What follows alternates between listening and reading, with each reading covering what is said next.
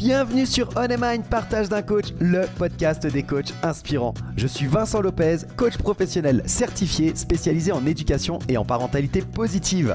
Mon objectif, démocratiser un coaching de qualité qui s'appuie sur un code de déontologie éprouvé. Pour ça, en partenariat avec B-Coaching, je te présente chaque semaine une partie d'interviews de coachs professionnels, des experts passionnés et accessibles. Je te propose un voyage inspirant avec des coachs qui vont te présenter leur parcours authentique avec toutes les étapes qu'ils ont traversées. Leurs défis, leurs échecs et leurs réussites vont enrichir ta propre expérience. Et on ne s'arrête pas aux témoignages. Ils vont également te partager leur vision unique du coaching et te présenter des outils précieux pour t'aider toi ou tes clients à atteindre vos objectifs.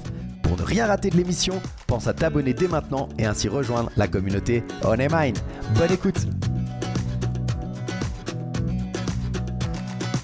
Salut à toutes et à tous, bienvenue dans l'épisode numéro 10 de On Mind, partage de coach, le podcast des coachs inspirants. Super content de te retrouver pour poursuivre notre aventure avec notre invitée remarquable Florence Abry. On a découvert sa transition inspirante du monde de l'industrie vers le coaching professionnel dans les épisodes précédents. Je te remets l'épisode 8 et l'épisode 9 en description si jamais tu ne les as pas encore écoutés. Aujourd'hui, on va plonger un peu plus profondément dans le parcours de Florence. Dans cet épisode, elle va nous partager la manière dont elle a surmonté divers challenges et les leçons précieuses qu'elle a tirées de ses expériences. Elle va partager avec nous les clés de son succès en coaching, des astuces et des stratégies qui ont façonné sa carrière et son approche du coaching. Alors j'espère que tu es prêt à explorer ces aspects souvent méconnus mais essentiels du coaching. Installe-toi, prépare-toi à être emporté dans un voyage d'apprentissage et d'inspiration avec Florence. Je te souhaite une écoute aussi enrichissante que motivante. Et n'oublie pas, à la fin de cet épisode, je te retrouve pour conclure ensemble. Et je te souhaite une très bonne écoute. C'est parti! Ça fait partie des challenges que tu as eu à relever, de te dire, OK, comment je fais pour payer le loyer de mon espace professionnel, comment je fais pour surmonter ce défi-là. Est-ce qu'il y a un moment un peu décisif dans ton parcours de lancement de ton entreprise où tu te dis, ce moment-là, il a été décisif pour ce que je fais aujourd'hui? Ce qui a été décisif, enfin, ce qui m'a permis de mûrir et qui, du coup, aujourd'hui, me permet de m'orienter différemment, c'est de travailler avec une plateforme de coaching. OK. Parce que du coup, tu travailles, tu choisis pas tes clients, donc tu vois plein de gens, même si le thème, c'est toujours le même, on va dire, grosso modo, sur la plateforme, mais tu vois plein de gens de plein d'horizons différents. Et là, ça te fait grandir, ça te fait maturer. Et ça permet aujourd'hui de me dire, certes, j'aime l'individuel et ça, c'est une certitude, mais aujourd'hui, il me manque le collectif. Tu vois, le collectif, il n'est pas assez représenté dans mon activité. D'accord. Donc, il y a vraiment ça. C'est le premier partenariat, parce que c'est le premier partenariat. Après, il y en a eu d'autres, mais ce premier partenariat, ouais, il a compté parce que c'est une reconnaissance, parce que tu passes un entretien, parce que tu te rends compte que du coup, ce que tu as fait, c'est reconnu, tu te rends compte que tes clients, il y a des retours. Donc, ce premier partenariat, OK. c'est vraiment le truc qui, moi, m'a permis d'être à l'aise, enfin, en confiance avec ce que je faisais. Et puis, Et aligné un peu avec ce que tu nous as partagé jusqu'à présent, à savoir pas rester seul et isolé, quoi. ouais, Alors, c'est challengeant parce que c'est pas ta boîte, tu es en prestation de service. Donc, tu fais pas ce que tu veux. C'est un peu, des fois, tu peux potentiellement te retrouver en conflit d'intérêts, peut-être. Donc, ça, tu vois, ça vient vraiment chercher sur ce qu'on appelle la posture du coach, le truc dont tout le monde parle à l'école et que personne t'explique. Tu sais, ce truc, la posture du coach, le Graal magique. Et du coup, ça a été super formateur, en fait. Parce que là, des questions, j'en ai eu quelques-unes à ce sujet-là. Et où est-ce que je me place, et comment je fais ceci, et comment je fais cela, et est-ce que ça c'est juste pour mon client, pour mon client final, celui que j'ai en face de moi, que je coach, et puis mon client officiel, celui qui signe le chèque. Donc c'est vraiment challengeant et c'est une belle expérience. Super. Super. Et qu'est-ce qui a permis de répondre à ces questions que tu te posais? C'est le temps? Comment tu as fait pour répondre à ces questions-là qui venaient et qui te challengeaient? Alors, deux mots, supervision et pratique réflexive. Ouais. Voilà. Mhm. Supervision d'abord parce que je pense que si j'avais pas été supervisée, j'aurais eu du mal à développer ma pratique réflexive. Et c'est à ça aujourd'hui que la supervision et encore plus le mentorat me servent, c'est-à-dire maintenir un niveau de pratique réflexive satisfaisante. Mhm. Mais c'est les deux maîtres mots, ils sont là, vraiment. Yes. Et, et après, tout ce qui est compétences ICF. Je me souviens un jour sur, sur un coaching, ça résonne et je sens que je suis en train de perdre ma position. Et tout de suite, je me suis raccrochée aux compétences et au code de déontologie. Et dans les compétences, j'ai trouvé la solution, tu vois, la réponse à ma question qui était qu'est-ce que je fais maintenant? Et tout de suite, j'ai pu me rasseoir dans ma position et de renouveau devenir en stabilité. Donc voilà, voilà pour moi, l'ICF, c'est important pour ce que ça m'amène de cadre de cohérence et de sécurité. Donc Pour toi et pour te supervision, coacher. ouais. Et ouais, souvent, alors j'ai eu du mal avec ce cadre, hein, mais souvent, je dis aux gens maintenant, le cadre, c'est comme le cadre de la fenêtre. C'est-à-dire qu'il y a un moment, s'il n'y a pas le cadre pour tenir la fenêtre, tu n'as pas de fenêtre, en fait. Le cadre, c'est un peu comme le bac à sable. Si tu tiens pas le sable, tu peux pas aller jouer dans le sable. C'est pas en sécurité, sinon le sable, il coule sous tes pieds. Donc c'est Mhm. vraiment ça. Maintenant, c'est le cadre, il y a l'espace de sécurité au milieu, et là, je fais une muse après. Mhm. Donc Mhm. supervision, pratique réflexive, et puis une association un référentiel professionnel, on va dire. Ok, ouais. Quelque chose auquel tu peux te rattacher Ouais. qui est plus grand que toi et qui te sert de repère, quoi. Top, merci. Merci. Euh, Est-ce qu'il y a eu dans ton parcours des ressources, je vais appeler ça comme ça peut être les formations, tu as parlé de ton mentor, ton superviseur, je ne sais pas comment tu l'appelles. Est-ce qu'il y a une ressource que tu aimerais partager, en plus de celle que tu as déjà expliquée, que tu as trouvé indispensable pour toi, ton devenir de coach, en fait, pour développer tes compétences de coach?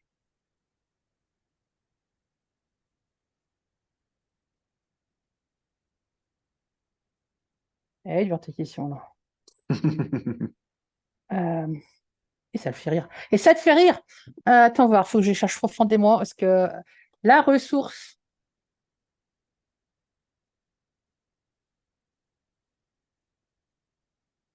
Hein, euh, la ressource, alors ça va faire pompeux de le dire comme ça, mais euh,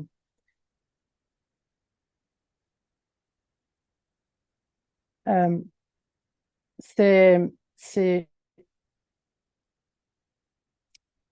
souvent, très, très souvent, mais vraiment très, très, très souvent, je pense à Jean-Luc. Donc, Euh, ton superviseur, mentor, comment tu on fait l'appelles? les deux. C'est-à-dire que Ouais, tu fais les deux, ok, d'accord. des fois, il me supervise, des fois, il me fait du Ok, mentorat. ok. Et donc, très, très souvent, je pense à lui. Euh, S'il écoute, il va me maudire. Je lui enverrai. Ah, super! Merci de foutre le bordel, Vincent. Non. Ouais, très souvent, je pense à lui par rapport à ce qu'il est, ce qu'il incarne, mais vraiment ce qu'il est, lui, en toute simplicité, en toute enfin, congruence, entièreté, plénitude, enfin, je sais pas. Et le mot qui s'approche peut-être le plus, pour moi, c'est quelqu'un d'une humanité et d'un humanisme voilà, incroyable. La qualité qui vient à mon esprit, c'est humilité. Et là, je sais il fait des bons. Mais c'est ça. C'est ça parce que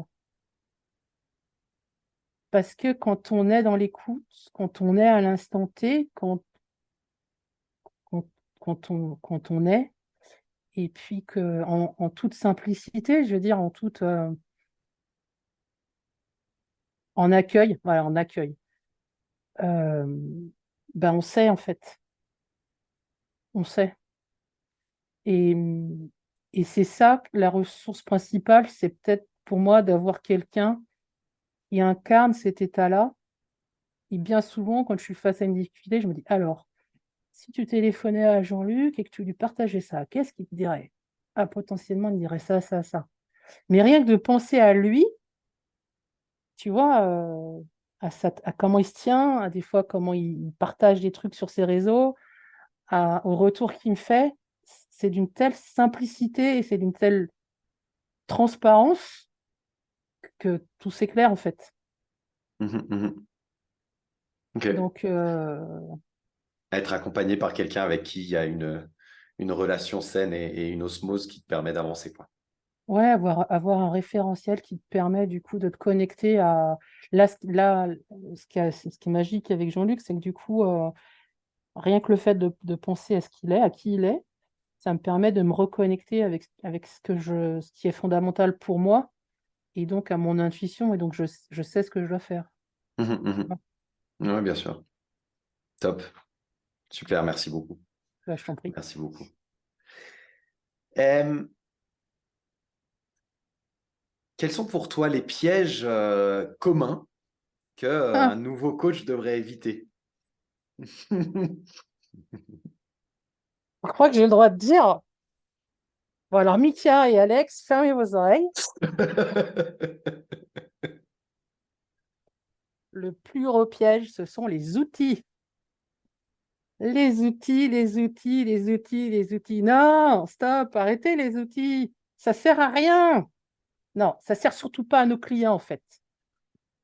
C'est ça le plus gros piège. Parce qu'on est une population, les coachs, où on a cette curiosité pour tout ce qui est du domaine de l'humain.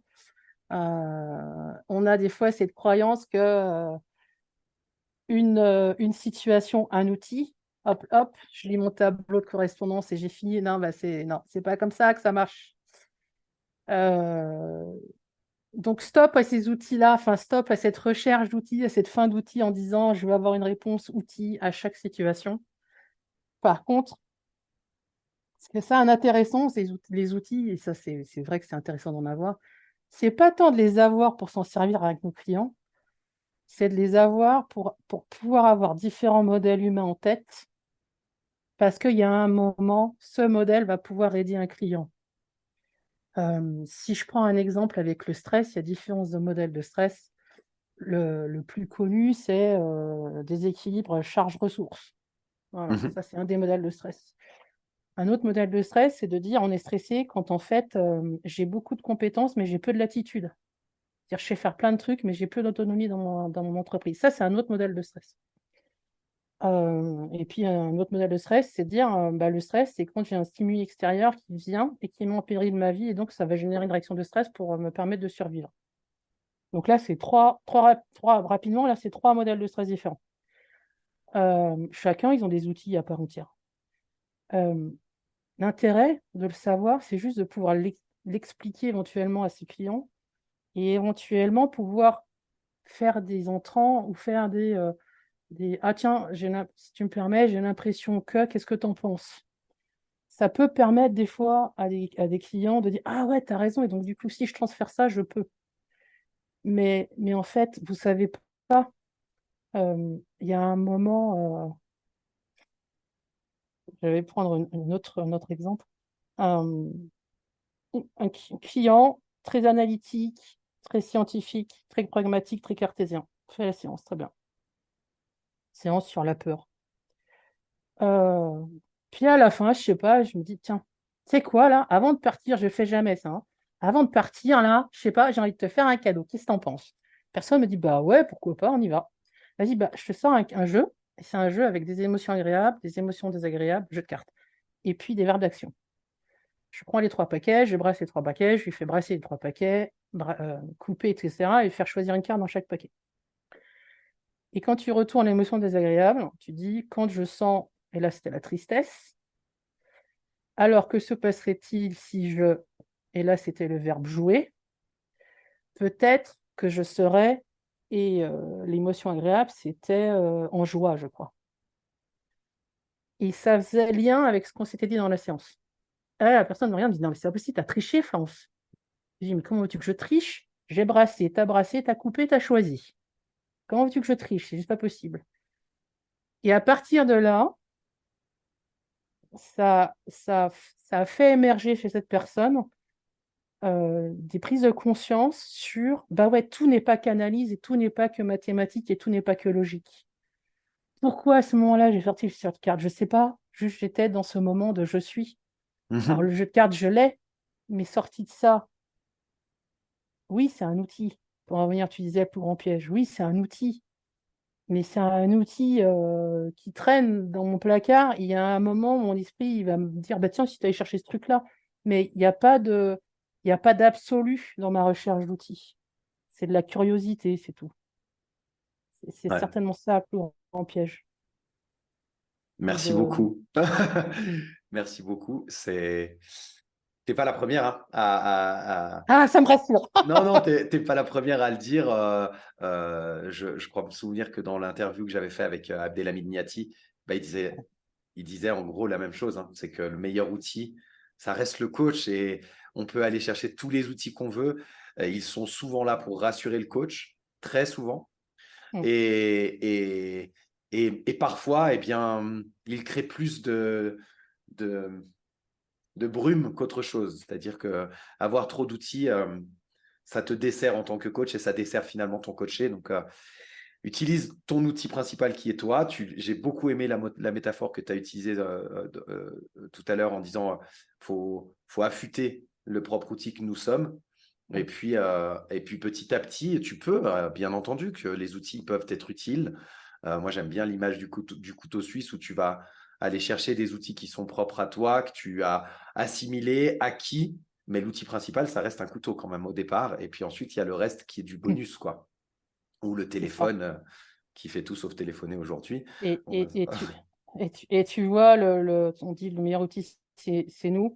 Et moi, un outil qui, pour le coup, m'a servi, c'est peut-être d'interroger mes clients sur, tu m'as dit ça, tu m'as dit, ton objectif, mon objectif, c'est d'être motivé le matin quand je vais travailler. Ok, d'accord, mais ça veut dire quoi être motivé le matin? Bah, tu sais, non, je sais pas. Ça veut dire quoi pour toi être motivé le matin? Bah, je sais pas. Bah justement, c'est comment dans ton corps, c'est comment dans ta tête, c'est comment dans ton cœur, c'est comment, c'est des couleurs, c'est des sons, et c'est vraiment d'aller explorer dans les compétences ICF, on parle de l'exploration. Mais c'est vraiment ça, c'est de s'autoriser à aller explorer en simplicité, vraiment avec beaucoup de candeur et de naïveté, le mot du client, parce que c'est là où il y a les pépites. C'est là où il y a les pépites. Et, euh, et même ton travail. C'est m'être motivé pour aller travailler, d'accord, mais ça veut dire quoi pour toi aller travailler? C'est quoi ton travail? Ça veut dire quoi pour toi le mot travail? Tu mets quoi derrière? Qu'est-ce qui fait que tous les jours tu vas travailler? Qu'est-ce qui fait que tu es dans ce travail-là?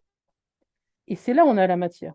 Et là, c'est cette. On en revient à l'humilité. Je ne ouais. sais rien. Je ne sais rien de mon client. Je ne sais rien. Ouais. La posture de. J'aime bien la métaphore du bébé, en fait. Tu vois, dans chaque situation, de te remettre dans une posture où, en fait, tu es là pour apprendre. Et la meilleure façon d'apprendre, bah, c'est de questionner ton coaché pour qu'il te dise que lui, il a à te transmettre. Ouais. Des fois, je dis avant de rentrer en coaching, tout mon référentiel à moi, mon histoire, tout ça, c'est comme si c'était écrit sur un tableau blanc et j'efface. Je garde juste le cadre de la pratique de coaching. Et ensuite, mon but, c'est de m'approprier, de remettre sur ce tableau blanc les éléments que me donne mon client pour reconstruire un référentiel qui est celui de mon client. Mhm. Et de là, si j'arrive pas, en fait, si j'arrive pas à écrire les mots, c'est qu'il y a quelque chose que mon client m'a pas donné, en fait. Mais qu'est-ce qu'il m'a pas donné? Qu'est-ce qui fait qu'il l'a pas donné? Il y a peut-être quelque chose là qui va émerger. Et c'est souvent quand tu demandes à quelqu'un d'expliquer quelque chose, comment tu fais pour... Alors, tu m'as parlé de A, tu m'as parlé de C, mais finalement, je n'ai pas entendu B. Comment tu as fait pour aller de A à C? Eh bien, c'est simple, pour aller de A à C, regarde, je passe par là, par là, par là, par là. Ah ouais, donc en fait, il y a B, il est là. Ah oui.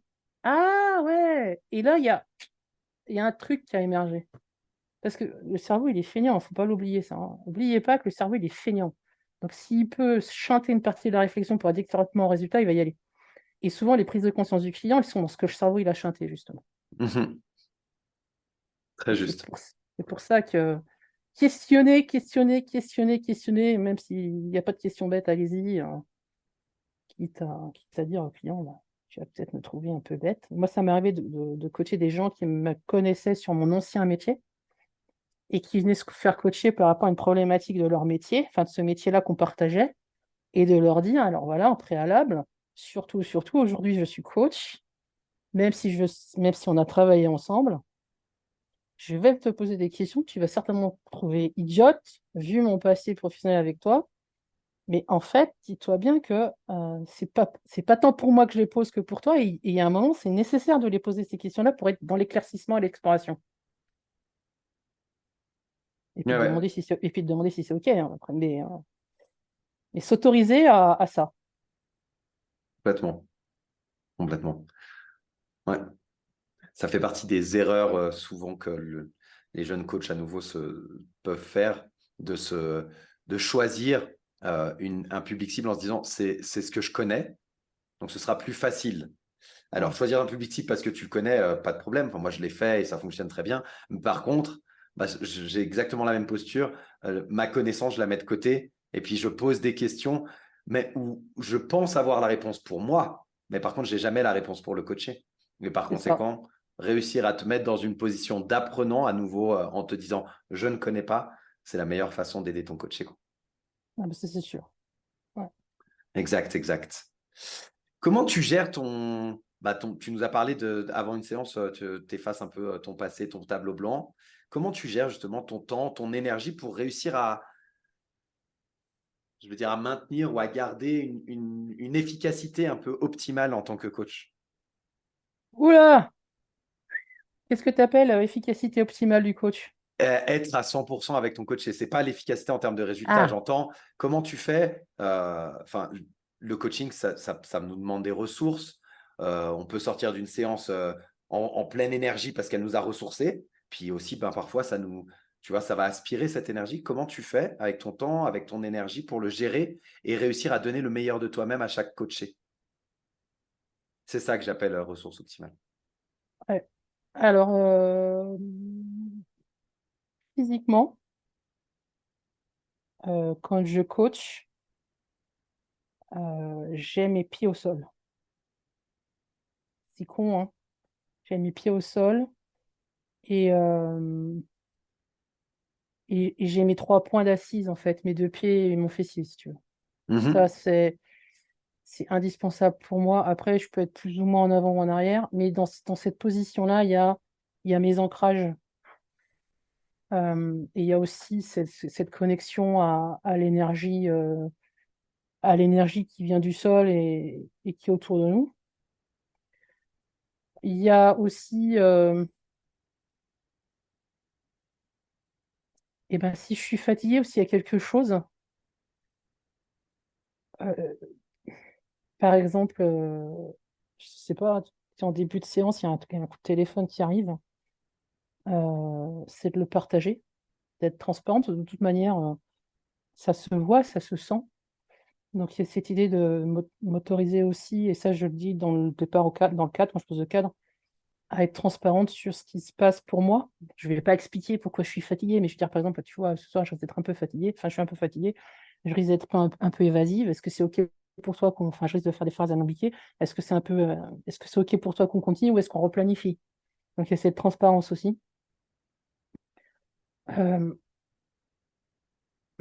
Et puis, il y a, ça, c'est quelque chose que je fais de plus en plus. De plus en plus, je ferme les yeux. Ou tu vois, là, avec toi, je suis souvent avec le regard à gauche ou à droite. Euh, Il y a l'écoute, vraiment le fait d'être sensibilisé sur mon écoute, mon oreille, parce que dans l'oreille, il y a quelque chose qu'on ne perçoit pas avec l'œil, encore plus quand tu es en visio. Et, euh, et il y a cette connexion qui s'opère avec les gens. Et quand ça passe pas, enfin quand ça passe pas, quand j'y suis pas là-dedans, ben, je le partage en fait. Je le partage et en le partageant, alors je sais pas pourquoi, je ne m'explique pas, mais en le partageant du coup ça marche. C'est, alors faut faire attention, il faut y mettre les formes, enfin, faut pas le faire n'importe comment, mais on est dans cet allié indéfectible et on est dans ce partenariat, donc ouais, c'est cette transparence moi, qui permet de me connecter à mes clients. Ok. C'est vraiment ça. Et si je suis ça m'est arrivé d'être perturbée par un appel, de dire excuse-moi, je te partage ce qui m'arrive là, je viens d'avoir un appel, ça m'inquiète un peu, est-ce que juste tu me laisses 2 minutes et on voit. Et ça permet de. Puis il y a des fois, ben, j'annule des séances, que je dis mais voilà, je le dis à mes clients, en fait j'annule, est-ce qu'il y a moyen d'annuler ou est-ce qu'il y a moyen de déplacer parce que là ça va pas pour telle et telle raison, je sais pas, tu vois, j'ai eu le Covid. C'est con, rien qu'un Covid. Au bout de 3 minutes, tu peux plus parler parce que tu arrêtes pas de tousser. Bon bah tu annules tout, hein. Mhm, mhm. Et Ouais, mais puis, d'avoir cette franchise, cette transparence. après, il y a des rituels, je pense que j'ai mis en place. Vraiment, je pense même que c'est inconscient, tu vois, des gestes que je fais, parce que je fais beaucoup en télétravail, donc il y a cette posture, là, les pieds ancrés. Il y a aussi bah, mon écran, je le mets d'une certaine manière. Enfin, il y a pour moi, ça passe par de la ritualisation. Et puis, et puis, et puis des fois, enfin, des fois, non. Aujourd'hui, c'est pas des fois, c'est je me suis approprié vraiment le truc de, comment te dire? Bon, j'y vais, de toute façon, je sais que ça va bien se passer. Toi, il y a un moment, quand tu vas en séance, tu dis, alors c'est tel client, qu'est-ce qui se passe, c'est quoi sa problématique, tac, tac, tac. Donc ça, on peut le faire. Puis au début, on a tendance à dire, bon, alors s'il me dit ça, et s'il a envie d'aller ça, et du coup, qu'est-ce qu'on pourrait faire? Enfin, il y a une espèce de stratégie sous-jacente là qu'on se fait. Et en fait, ça, je ne sais plus. C'est juste maintenant, alors c'est qui mon client? Ok, c'est telle personne. Je replace le cadre. Hein, ok, qu'est-ce qu'on s'était dit la dernière fois, grosso modo? Ah, ok, d'accord. Bon, qu'est-ce qu'on va faire aujourd'hui? Bon, écoute, je ne sais pas, on verra bien à quoi la personne elle arrive et puis on va travailler là-dessus. Et ça, c'est pareil, je le pose dans le cadre pour que ça soit OK. Si mon client il veut un protocole particulier, bon, on fera le protocole, mais en général, les gens ils aiment bien cet aspect temps réel. Et c'est ça qui fait que tu peux, quand tu es là, tu es là, enfin, quand tu es là-dedans, tu es que là-dedans. Tu peux pas être ailleurs en fait, parce que j'ai pas d'agenda. Mhm. Donc, le pire qui puisse m'arriver, c'est un client qui me dirait bah, je fais pas ce que tu veux. Ouais, d'accord. Alors, dans ces cas, ça m'arrive, hein. Ça m'arrive, ça, des fois. Donc, des fois, je dis, bon, alors, d'accord, OK, ce que je veux. Donc, du coup, j'aime bien la macroéconomie. Qu'est-ce que tu penses de ce qui se passe sur le marché à Calcutta, là? Donc, c'est pas ce que je veux. Donc, finalement, on trouve toujours quelque chose. Mais tu vois, quand tu arrives en disant juste, je suis disponible, j'efface le tableau, et puis je prends ce qu'on me donne. Et puis, de toute façon, ça sera bien parce que ça sera le chemin du client. Qu'est-ce que tu veux comment tu peux ne pas être avec lui? Mhm, mhm. J'ai pensé là, avec ta dernière phrase, ça me fait penser à quelque chose qui est évident pour beaucoup de coachs, ou en tout cas dont on parle beaucoup, mais qui n'est pas évident forcément à mettre en place, et c'est pour ça que je le verbalise. Il n'y a pas d'attente de résultat, en fait. Tu es avec ton client et Non. puis tu attends ton client et tu l'accompagnes, et tu rentres pas en séance en te disant c'est vers ça que je veux tendre ou c'est vers là que je veux l'amener. C'est tout bête, hein, parce que en tant que coach, on a l'habitude de ça et on est censé être dans cette posture-là. Mais je sais, par expérience déjà, parce que je l'ai vécu, mais aussi par l'échange, que de nombreux coachs, ils sont encore là-dedans, même de manière des fois inconsciente. C'est pas forcément, Hum, ils viennent pas avec ça, mais ce que tu dis, d'effacer le tableau et de venir en disant, ça va bien se passer, et parce que de toute façon, ça va bien se passer parce que j'accompagne mon client, hum. c'est son chemin, et point. C'est ça. C'est ça. Et après, c'est là où je dis la pratique. Et là, son importance, parce que le client qui va arriver et qui a besoin de déposer un paquet émotionnel, parce qu'il a vécu je sais pas quoi juste avant. Ok, bah c'est ça. Ah bah excuse-moi, non, il y a pas à t'excuser. Si c'est ça qui est là maintenant, c'est OK. Enfin, on prend la place. Comment tu as envie qu'on gère ça? Comment tu as envie que tu as besoin de 5 minutes? Tu veux que je mette de la musique? Tu veux couper la caméra? Tu veux que je coupe la caméra? Enfin, et vivre ce qu'il y a à vivre avec cette personne. Et puis, quand je pense au process, du coup, le process des marqueurs PCC, et là où il peut aider beaucoup les coachs, c'est dans se finalement réinterroger plusieurs fois dans la séance la satisfaction du client par rapport à son objectif et son cheminement. Alors la question, souvent, au début, ça déstabilise un peu les clients, d'où la nécessité de poser aussi le cadre de la randonnée au départ. Mais en fait, très rapidement, ils apprennent à dire ouais, bah là, je suis bien content de là où on est rendu. Du coup, il y a peut-être autre chose que j'aimerais qu'on ait exploré, c'est ça et ça. Ok, donc tac, on y va. Et on repart. Mhm. Et ça, c'est un truc. Et la dernière question, enfin, une des dernières questions, c'est bien sûr avec quoi tu repars et qu'est-ce qui t'a plu, qu'est-ce qui t'a été utile et qu'est-ce que tu voudrais qu'on fasse autrement. Puis finalement, bien souvent, les gens disent non, non, mais c'était bon là, comme ça. Ok, donc non, non, mais c'était bon. Et ça, c'est le meilleur résultat, le meilleur indicateur de résultat finalement. Si moi, mon client, il est content parce qu'il a pu avoir cet espace où il a pu juste pleurer, par exemple, bah ok, super. Si ça, c'était ce dont il avait besoin que ça le satisfait, c'est super. Ouais. Donc, pas hésiter à demander au client. Mhm. Mhm. Nul ne sait mieux que le client, ce qui est bon pour lui. Exactement. Mm. Exactement. On ne le fait pas assez, je pense. Enfin, au début, en tout cas, c'est Au début, on difficile à n'ose faire. pas. On Ouais, n'ose on n'ose pas. pas. Ouais. Mhm. On n'ose Exactement. pas parce qu'on ne se sent pas légitime, du coup, on a un peu. Mais en fait, non, soyez. Et voilà les amis, c'est ainsi que nous terminons notre 10e épisode avec Florence Abri. J'espère que tu auras été captivé et enrichi par cette immersion dans l'univers du coaching et les partages de Florence. Si cette conversation t'a inspiré, il reste une dernière partie à notre aventure, ça ne s'arrête pas là. Dans notre prochain épisode, Florence va nous éclairer sur les subtilités de sa pratique. Elle partagera d'autres conseils très précieux.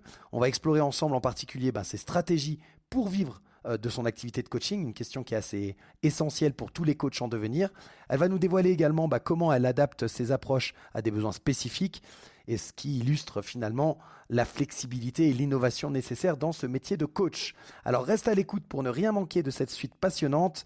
Tu le sais, ta participation, tes écoutes, tes partages, tes commentaires, c'est ce qui fait vivre Honeymind. Donc n'hésite pas, je te dis à très bientôt pour continuer cette belle aventure avec Florence. Et d'ici là, prends soin de toi et continue à explorer le monde fascinant du coaching. À la prochaine!